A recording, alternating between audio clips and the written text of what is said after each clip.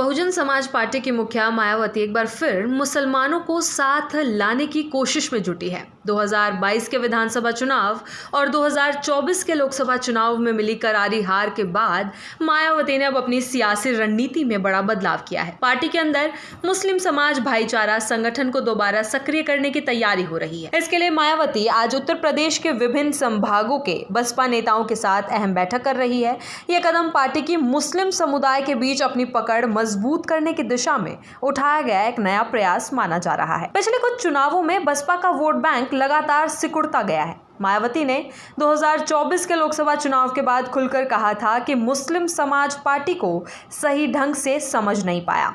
उन्होंने उस समय यह भी कहा था कि टिकट वितरण में मुस्लिम उम्मीदवारों को पर्याप्त प्रतिनिधित्व देने के बावजूद उन्हें अपेक्षित समर्थन नहीं मिला। पार्टी ने 2024 के लोकसभा चुनाव में 35 मुस्लिम उम्मीदवार उतारे थे, लेकिन उनमें से 34 अपनी जमानत तक नहीं बचा पाए। बसपा का कुल वोट शेयर मात्र 9.39% तक सिमट गया, जो 1991 के बाद का सबसे कम आंकड़ा है। अब मायावती की रणनीति है कि वो दलित और मुस्लिम समुदाय को एक साझा मंच पर लाकर एक नया सामाजिक समीकरण खड़ा करे। राजनीतिक विश्लेषकों के अनुसार ये कदम समाजवादी पार्टी के पारंपरिक मुस्लिम वोट बैंक में सेंध लगाने की कोशिश के रूप में देखा जा रहा है। हाल ही में काशीराम की पुण्यतिथि पर आयोजित रैली में बसपा ने शक्ति प्रदर्शन किया था, जिसमें बड़ी संख्या में दलित समर्थक पहुंचे। इससे पार्टी को यह भरोसा मिला कि उसका पारंपरिक दलित आधार अब भी उसके साथ है। इस शक्ति प्रदर्शन के तुरंत बाद मायावती ने मुस्लिम समाज को साधने की दिशा में कदम बढ़ाए हैं। पार्टी का मानना है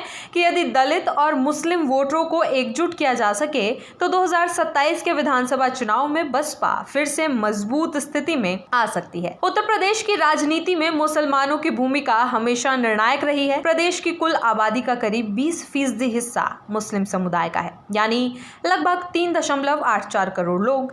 पश्चिमी उत्तर प्रदेश में तो इनकी हिस्सेदारी 26% से भी ज्यादा है। राज्य के 7 जिलों में मुसलमानों की आबादी 40% से अधिक है। 2022 के विधानसभा चुनाव में बीजेपी को इन्हीं जिलों में समाजवादी पार्टी से कड़ी चुनौती मिली थी। मायावती के लिए यह समझना जरूरी था कि मुस्लिम मतदाता बसपा से दूरी क्यों बना रहे हैं। एक समय था जब मुस्लिम और दलित मतदाताओं के बीच बसपा का अच्छा तालमेल था, लेकिन पिछले एक दशक में यह समीकरण टूट गया। 1990 के दशक के अंत में बाबरी मस्जिद विध्वंस के बाद मुस्लिम समुदाय ने कांग्रेस से दूरी बना ली और समाजवादी पार्टी के साथ खड़ा हो गया। तब से सपा को ही मुसलमानों का स्वाभाविक राजनीतिक प्रतिनिधि माना जाता रहा है। बसपा का ग्राफ 2007 के बाद लगातार गिरता गया। 2007 के विधानसभा चुनाव में मायावती ने 403 में से 206 सीटें जीतकर अपने दम पर सरकार बनाई थी, लेकिन 2012, 2017 और 2022 के तीनों विधानसभा चुनावों में पार्टी को हार का सामना करना पड़ा। 2009 के लोकसभा चुनाव में बसपा को 21 सीटें मिली थी, जबकि 2014 में पार्टी का खाता तक नहीं खुला। 2019 में मायावती ने सपा से गठबंधन किया तो 10 सीटें मिली, लेकिन 2024 में फिर से शून्य पर लौट आई। इस पृष्ठभूमि में मायावती का नया दाव है डीएम वोट बैंक, यानी दलित मुस्लिम गठजोड़।